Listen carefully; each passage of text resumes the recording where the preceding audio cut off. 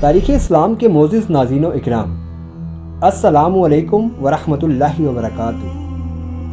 ناظرین، بنی اسرائیل اور اس سے پہلے کی قومیں جنہوں نے انبیاء علیہ السلام کی دعوت حق کو جھٹلایا اور انبیاء علیہ السلام کی نہ صرف تکذیب کی بلکہ ان کو قتل کیا، ان بدبخت قوموں کے لیے جب انبیاء نے اللہ رب تعالیٰ کے حضور بددعا کے لیے ہاتھ بلند کیے تو خالق حقیقی نے ان قوموں کو تباہ و برباد کر دیا اور ان کو شدید عذاب میں مبتلا کر دیا۔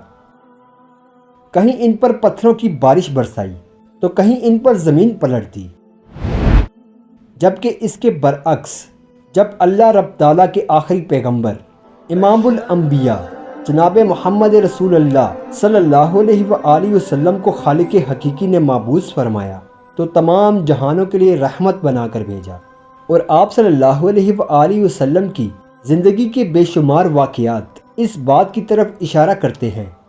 بے شک آپ صلی اللہ علیہ وآلہ وسلم تمام جہانوں کے لیے رحمت بنا کر بھیجے گئے۔ اللہ رب العزت نے قرآن مجید فرقان حمید میں ارشاد فرمایا، وَمَا أَرْسَلْنَاكَ إِلَّا رَحْمَةً لِلْعَالَمِينَ۔ وادی طائف میں آپ کو پتھر مار کر لہو لہان کر دیا گیا، مگر آپ نے کبھی اپنی قوم کے لیے بد دعا نہیں کی۔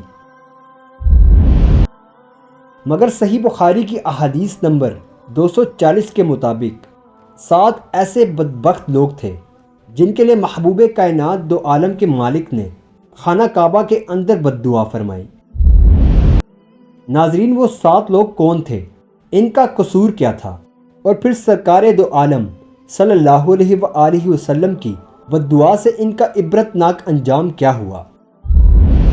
ناظرین، حضرت عبداللہ بن مسعود رضی اللہ عنہ فرماتے ہیں، ایک دفعہ رسول کریم صلی اللہ علیہ وآلہ وسلم کعبہ کے قریب نماز پڑھ رہے تھے اور ابو جہل اور اس کے ساتھی بھی وہیں بیٹھے ہوئے تھے، تو ان میں سے ایک نے دوسرے سے کہا، تم میں سے وہ کون سا شخص ہے جو قبیلے کی اونٹنی ذبح ہوئی ہے اس کی اوجری اٹھا کر لائے اور معاذ اللہ جب محمد مصطفیٰ صلی اللہ علیہ وآلہ وسلم سجدے میں جائیں تو ان کی پیٹھ پر رکھ دے۔ یہ سن کر ان میں سے سب سے زیادہ بدبخت آدمی اٹھا اور وہ اوجری لے آیا اور دیکھتا رہا۔ جب آپ صلی اللہ علیہ وآلہ وسلم نے سجدہ کیا تو اس نے اوجری کو آپ کے دونوں کندھوں کے درمیان رکھ دیا۔ اللہ اکبر۔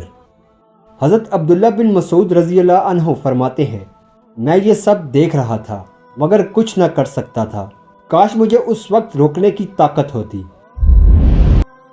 ناظرین، حضرت عبداللہ بن مسعود رضی اللہ عنہ فرماتے ہیں کہ وہ لوگ ہنسنے لگے اور ہنسی کے مارے لوٹ پوٹ ہونے لگے۔ رسول کائنات صلی اللہ علیہ وآلہ وسلم حالت سجدہ میں تھے اور بوجھ کی وجہ سے اپنا سر نہیں اٹھا سکتے تھے، یہاں تک کہ آپ کی بیٹی حضرت فاطمہ الزہرا رضی اللہ عنہا تشریف لائیں اور وہ بوجھ آپ کی پیٹھ سے اٹھا کر پھینکا۔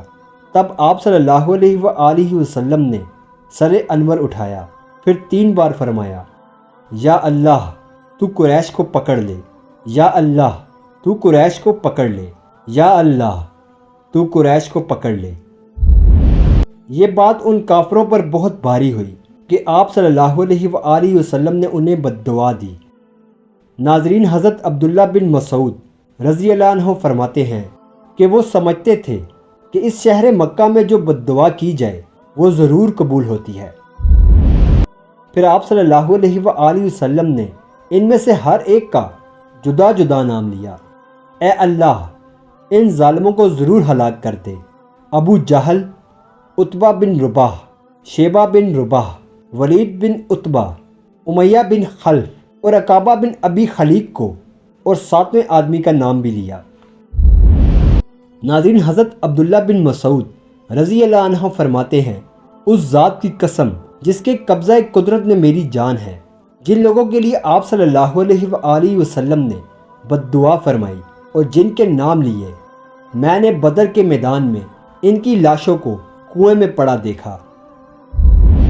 معزز ناظرین و اکرام، بدر کے میدان میں جب مجاہدین اسلام اور کفار آمنے سامنے تھے تو عتبہ بن رباح، شیبہ بن رباح اور ولید بن عتبہ یہ تینوں سب سے پہلے آگے آئے اور ان کے مقابلے میں 3 مہاجرین آگے بڑھے عتبہ نے کہا تم کون ہو؟ مہاجرین میں سے ایک شخص نے کہا ہم مہاجرین ہیں۔ عتبہ نے کہا تم ہمارے برابر کے نہیں، ہم سے لڑنے کے لیے ہمارے برابر کے آدمیوں کو بھیجو۔ رسول کائنات صلی اللہ علیہ وآلہ وسلم نے ان تینوں مہاجرین کو واپس صفوں میں بلا لیا۔ پھر حضرت حمزہ رضی اللہ عنہ اور حضرت حارث رضی اللہ عنہ اور حضرت علی مرتضیٰ رضی اللہ عنہ کو ان کے مقابلے کے لیے بھیجا۔ ان مجاہدین اسلام نے ایک ایک وار میں ان تینوں کو جہنم واصل کیا۔ حضرت عبداللہ بن مسعود رضی اللہ عنہ فرماتے ہیں اس ذات کی قسم جس کے قبضے قدرت میں میری جان ہے، میں نے میدان جنگ میں ان کی لاشوں کو کنویں میں پڑا دیکھا۔ جناب محمد مصطفیٰ صلی اللہ علیہ وآلہ وسلم دونوں جہانوں کے لیے رحمت بنا کر بھیجے گئے۔ امید کرتا ہوں آپ کو ویڈیو پسند آئی ہوگی۔ ملتے ہیں آپ سے اسی طرح کی تحقیقی ویڈیو کے ساتھ۔ میں ہوں آپ کا دوست احسن شیراز اور آپ دیکھ رہے ہیں تاریخ اسلام۔